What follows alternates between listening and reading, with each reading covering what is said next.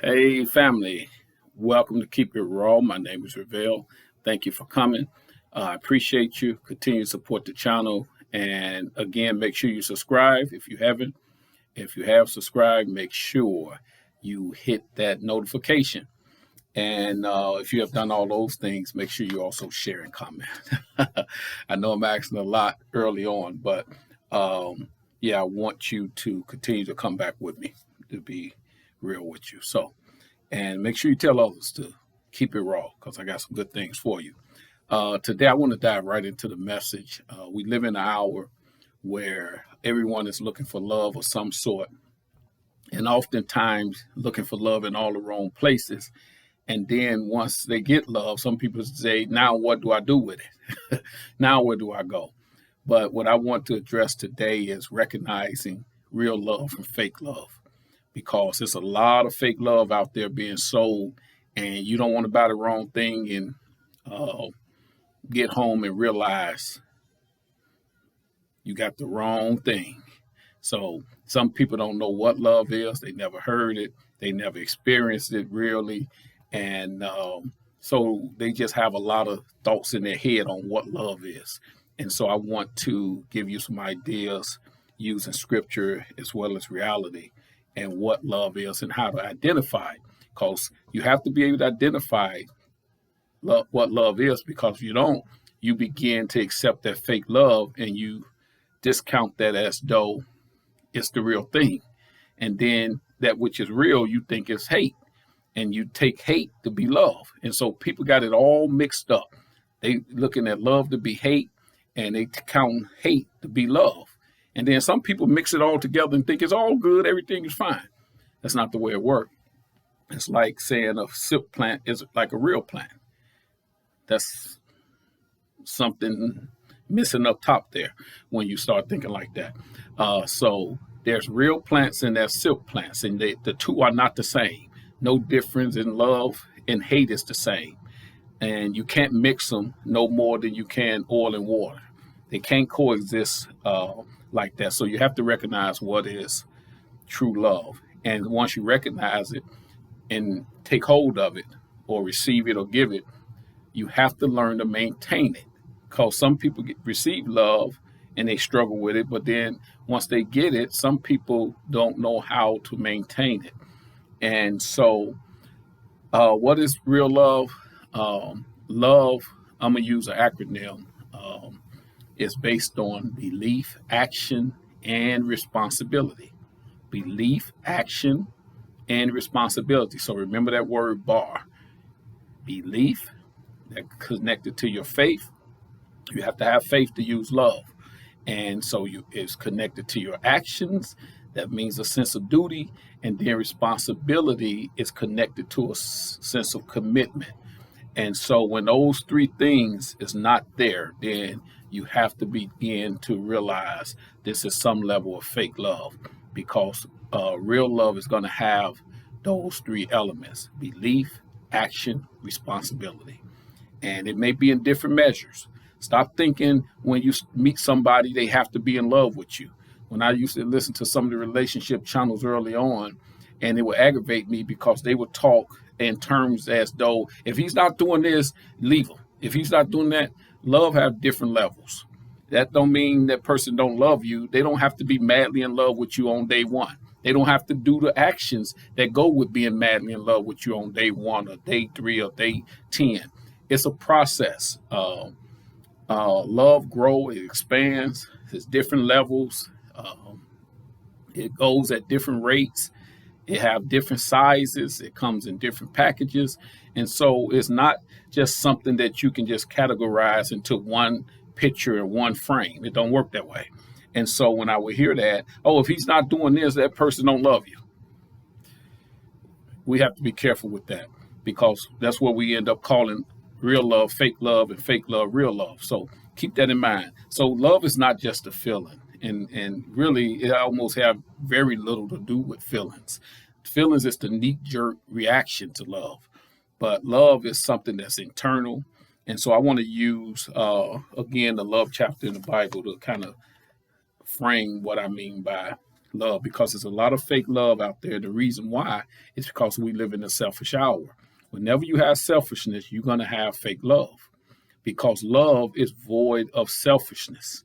And so we got people out here monetizing love. If you love me, you're going to do this and that, or you're going to have this amount of money, or you're going to do this for me.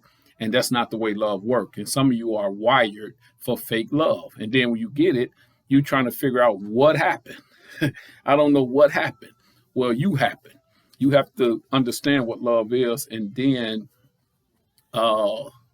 begin to process it for yourself, because you have to be able to have it to serve somebody else. And then you have to have a capacity for love to receive it. Because if you can't, the person can just pour love on you all day, and it's not going to work if you can't process love. That's why you have to begin to deal with your issues of your past, traumas of your past, because that hindered people in accepting love. God has spent all these thousands of years to try to bring people into his love, and people still to this day, a lot of us still struggle with accepting God's love, because with love is correction, with love is expectations, there's certain order there. And some of you think you come from a background where there was no order, and so anybody that come and try to love you and put some order to you, you think that's hate. They hating on you. They obviously got a problem with you. No, you just don't have the capacity to accept love. Because in love is order, there's structure, there's guidance. And so when you are one of those that reject all of that and then wonder why you can't have love, you have to begin to unpack your issues so you can recognize love when it comes. So one of the things is love suffers long. And it's strange that it starts with something of that nature, because there's suffering in love. Some people think, no, you can't love me if I have to suffer. That don't mean a person harming you physically or something like that, or intentionally, emotionally harming you. But there is long suffering. Love is some people ready to give up the moment things don't go right, and they hold on for a little bit and ready to give up too fast. Love is when you have nothing else to give and you go beyond. See, it can't be based on selfishness. It's when you have nothing else to give in your human self, and now you're yielding over to that which is beyond you. And that's long suffering for somebody else. It's not about just you. It's about you giving of yourself, not material things, have nothing to do with buying things or possessions. Love is given from within yourself. And that's why the Bible says God so loved the world that he gave his only begotten son. He had tried so many things to bring man back, and it didn't work, because man was committed to hold on and run after sin. So he had nothing else to give. Then Jesus came, to be the connection to love, because everything else had failed.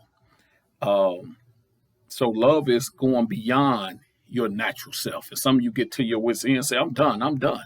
You just really getting started, because you tried everything. Now beyond you, you still hold on after that. That's real love, because you giving of your heart. So love is long suffering. And that don't mean 1 week. Some of you impatient. That don't mean 2 weeks or 3 months. That means long suffering. You think of all the time God have put it up with us for years and years, and humanity for thousands of years. But even then, that's the end of long suffering. It's long, but at some point it ends. And love is kind. It's long suffering and it's kind as you patiently wait. So you have to have patience with love. Person that don't have no patience with you and are not willing to use grace with you, and they notice all your flaws and they pointing them out and they constantly hounding you, that don't mean they're not willing to correct you, but just they really don't like you. Because some people love somebody that they don't like and like somebody that they don't love. And so both becomes a terrible twix. So love is long suffering and kind. When you get pressed or feel frustrated, can you still remain kind? It's not easy, but that's what real love does. It's long suffering and it remains kind, because you're looking outside of yourself. If you think of just about yourself and what's best for you and it's not working out for you, you don't have real love, because love is long suffering and it's kind in the process. The same way a mother will have love for her little child, she is long suffering, and well, some mothers may be frustrated. And then frustration is not the big problem, but it's what you do while you're waiting. So love does not envy. You're not envious and jealous of somebody. You're not holding stuff against a person. And some people in relationships, they love each other. It seems like Monday, Tuesday, they hate each other Wednesday, Thursday. They love each other Friday. And then Saturday is a daily double. It's love, maybe, maybe not. Love me. No, she don't. Yeah, he do. And it goes all to that route. That's not the way love works, because you can't mix love and hate together. When a person is not performing up to their par with you, you have to be willing to be kind and long suffering, because nobody is on all the time. People going to fall short, and that's why you have to have love for them. And that love has to be beyond just you.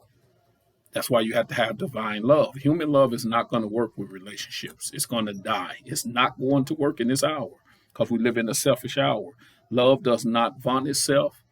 Again, it's not parading. I did this for you, so you need to do this for me. Or I did all of this for you, and this how you treat me.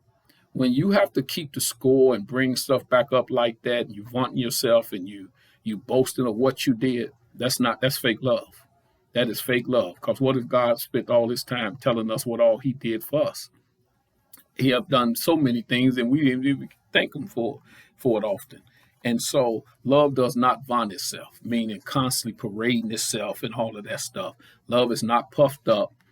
Again, that whole, this and that, or you have to constantly be doing something to show your love. That's not love. And some people, if you're not constantly tending to them or giving them something or buying them something or taking them somewhere, they think that's not love. No, that's not how love works. You have to settle down in love and stop thinking everything had to revolve around you. Because love is like you remember those Slim Jims that people used to buy? I don't know if they still sell them, but if you get locked out of your car, you get one and you put it in your trunk or case, your key get locked in the car. The only issue is if your key locked in the car, you can't get it out of the trunk. So it was a nice hustle, because you got the item to open your car, but you can't get to the key to get to the item to open your car. But the issue become this: you can use it for someone else to open their car, and hopefully someone else have to open your car. So I just thought about that in love. So love is given. God so loved the world that he gave. Love is you giving. It's not your responsibility to focus on what a person is giving you in their love.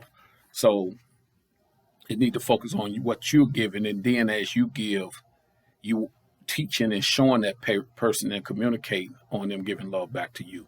Love do not behave unseemly. That means you're not snapping off, you're not throwing something, you're not going from 0 to 60. So you all out there with these bad attitudes, you got to get rid of that. That's fake love.